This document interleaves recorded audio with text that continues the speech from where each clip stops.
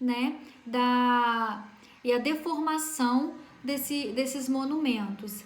E a ruína, ele diz que a ruína, ela não se pode destruir aquilo que consiste no seu atrativo singular, o caráter de uma conservação vítima do tempo e dos aspectos pitorescos da paisagem. Ele também é a favor das ruínas, porque as ruínas, elas marcam também, né,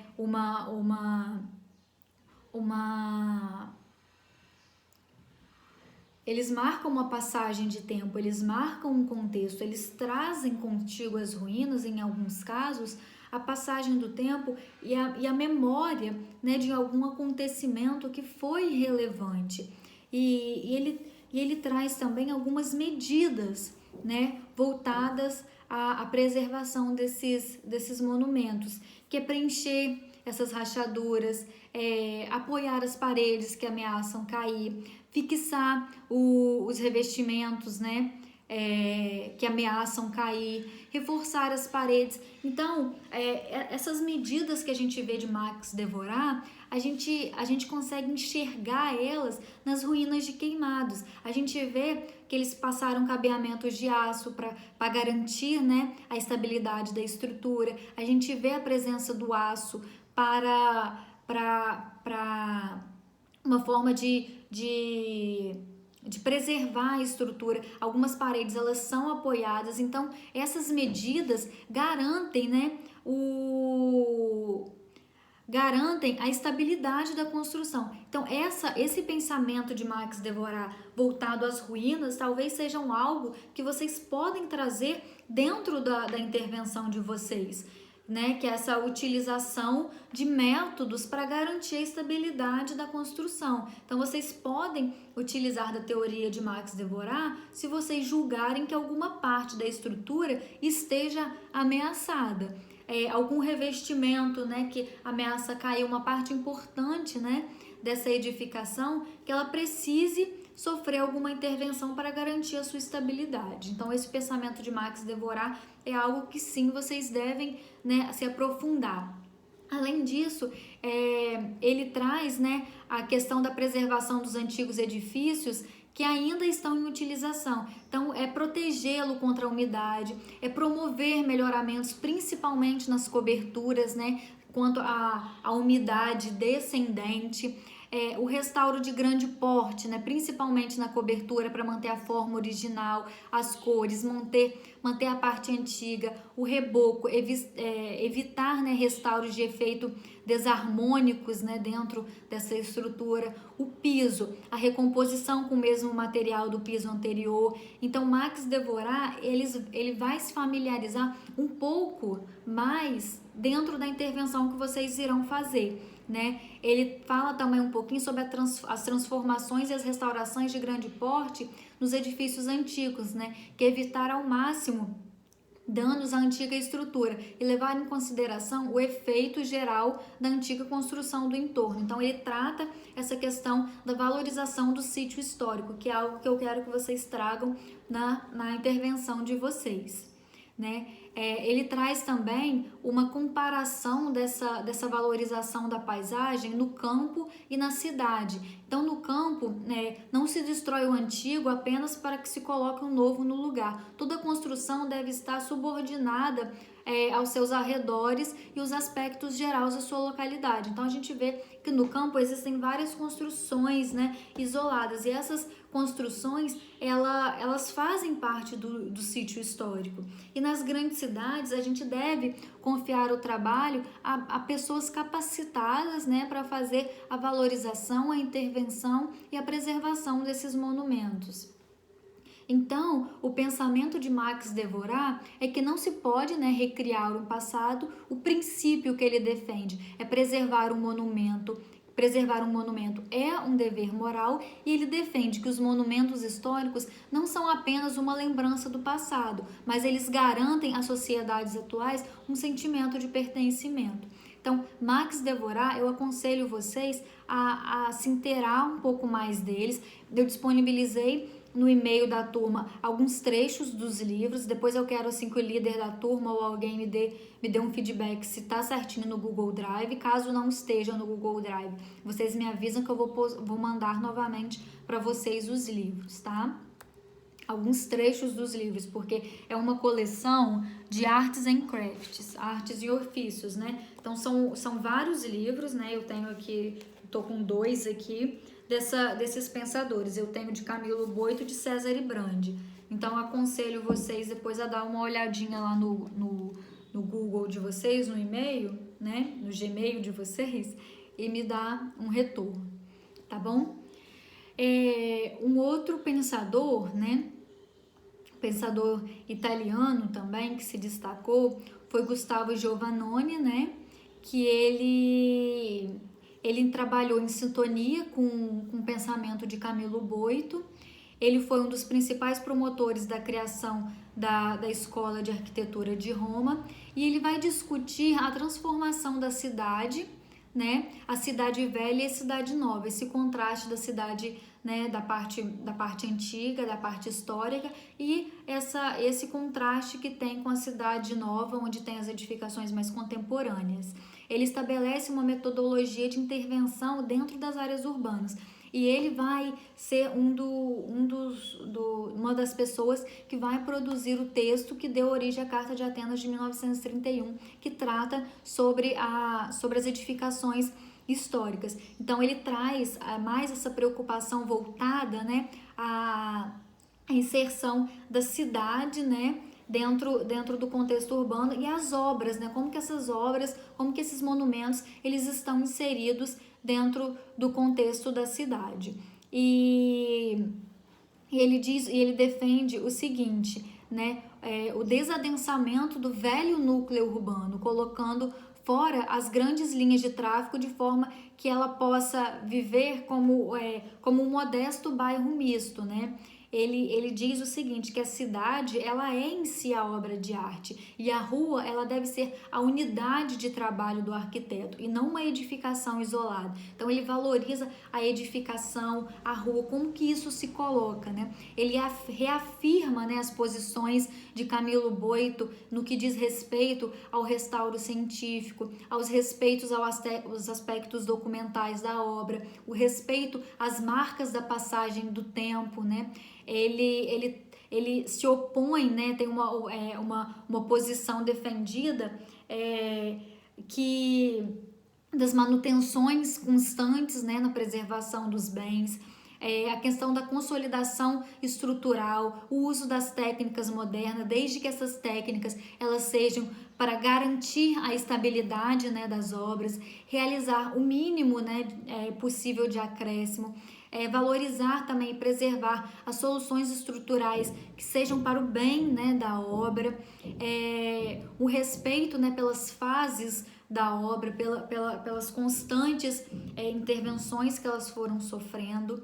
E ele traz uma novidade em relação às propostas de Camilo Boito, que é o respeito pelas condições de ambientação dos monumentos, a inserção dele dentro desse sítio histórico ou não, né? A inserção dele dentro da cidade. Então, o Boito e Giovannoni, eles abrem um caminho para as teorias intermediárias entre John Ruskin e Viollet-le-Duc. Então, ele é um pensamento um pouco mais contemporâneo, né, de Ruskin e Viollet-le-Duc. Ele faz um melhoramento, né, sobre o posicionamento deles. E, por fim, né, a gente traz o Cesare Brandi, que foi o autor desse livro aqui, Teoria da Restauração, né? Cesare Brandi é um teórico italiano, e a teoria dele é o seguinte, que a obra de arte ela é produto ou um testemunho da atuação humana em certo tempo e lugar. E como produto de atividade humana, a obra de arte ela se coloca em dupla instância, que é o quê? A instância estética e a instância histórica. A gente tem que caminhar junto com essas duas teorias, trabalhar a questão estética da obra, mas também pensar a sua relevância histórica, o seu contexto histórico de inserção.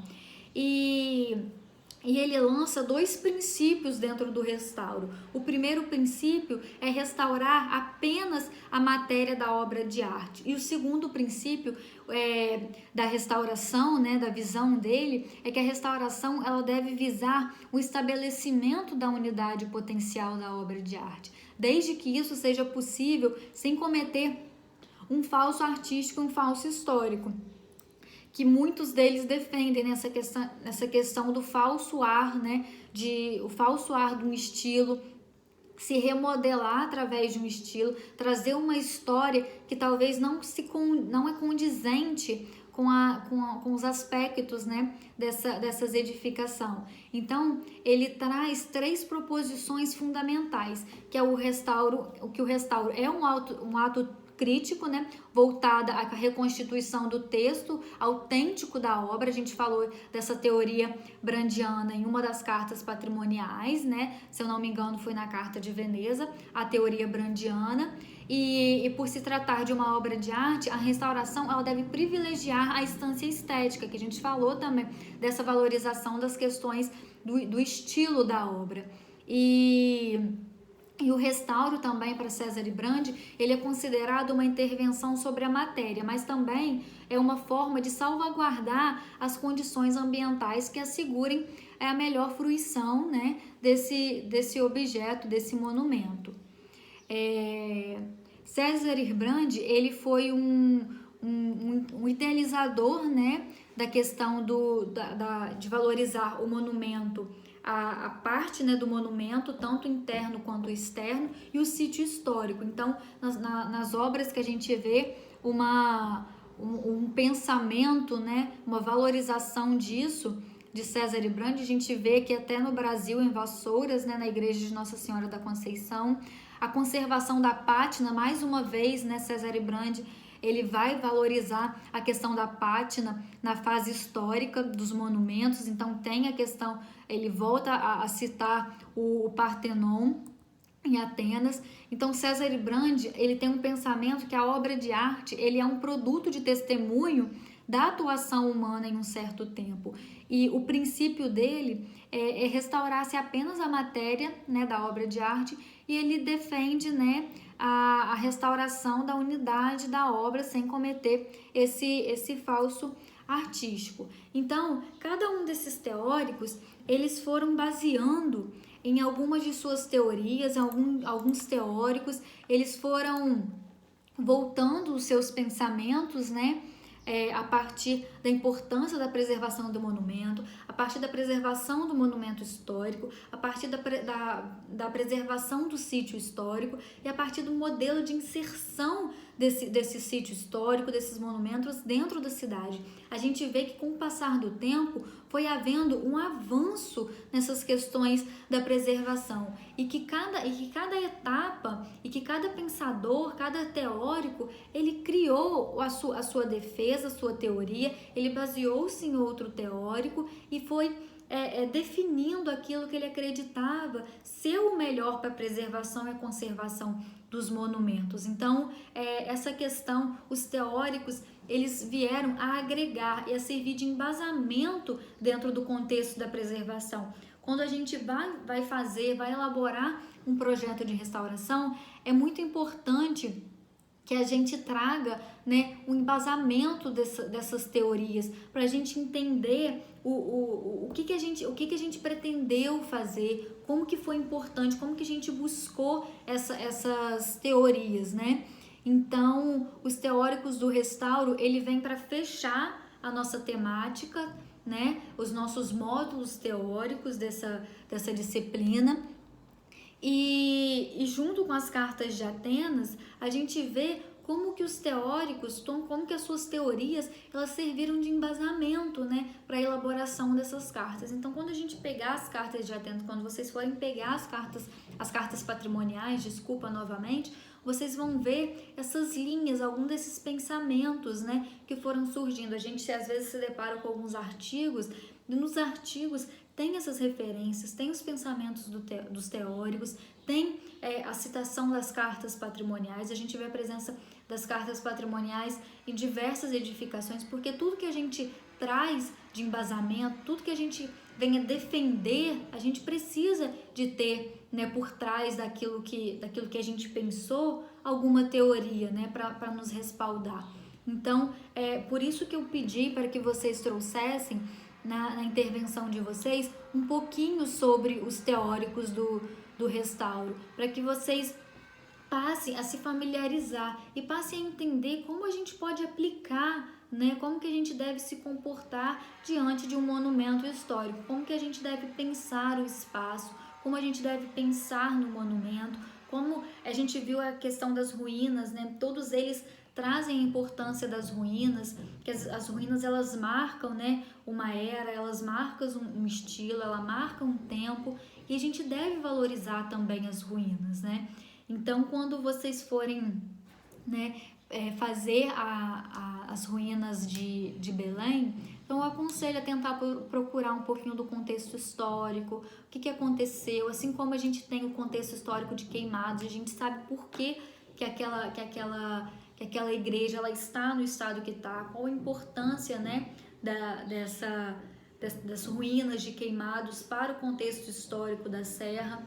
E é isso que eu espero de vocês, que vocês busquem, né, esse embasamento teórico, tentem entender, compreender por que as ruínas de Belém, da igreja de Belém, elas chegaram, né, a esse ponto e tentem envolver um pouco mais sobre os teóricos do restauro quando vocês forem pensar o projeto de vocês.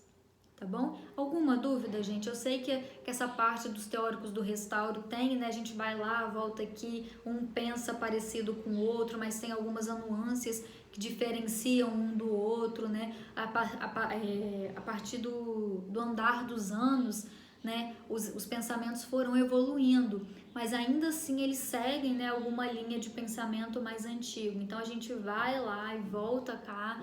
Então tem um pouco disso, mas eu acredito que com a aula que eu disponibilizei para vocês, com os textos que tem e com o artigo que eu vou disponibilizar também, que eu achei sobre intervenções em ruínas, vocês vão ter um conhecimento muito bom, né, no momento de trazer a intervenção da igreja que vocês vão propor, tá? O Giovanni já conversou comigo que ele está com várias ideias. Então eu quero isso, eu quero que vocês desenvolvam essa questão, né? Essa importância de preservar, essa importância de intervir quando necessário dentro de uma edificação de valor histórico.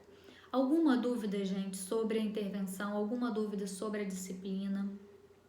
Mesmo que seja de outros conteúdos, tá? Eu estou à disposição aqui para esclarecer. Eu peço desculpa, como eu disse hoje no início da aula, hoje está sendo um dia bem complicado aqui, vocês não têm nada a ver com isso, mas assim, foi um dia meio complicado aqui na minha casa, mas enfim, eu acho que eu consegui passar, consegui explicar um pouquinho para vocês e gostaria de saber se vocês têm alguma dúvida. Giovanni, você me perguntou algumas coisas, tem algo ainda que eu devo esclarecer a você?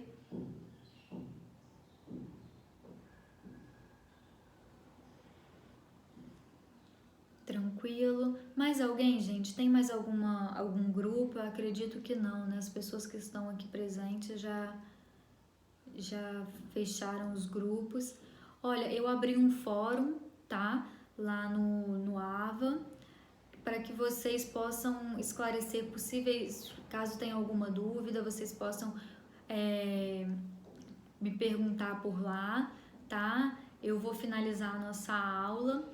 Lembrando que eu já postei o novo roteiro, vou postar agora no portal acadêmico, tá? Vou retificar no portal acadêmico. Todos os arquivos estão lá. Caso vocês necessitem de informações complementares, vocês podem me perguntar. Mas eu acredito que todos os arquivos, tudo que vocês vão precisar para trabalhar nesse primeiro momento já está disponibilizado, tá bom? Só peço que depois o líder e o vice-líder da turma deem uma olhada lá no Gmail e me fale se os livros, né, se algumas partes dos livros dos teóricos estão lá, caso vocês precisem, né, pesquisar mais alguma coisa sobre eles, tá bom?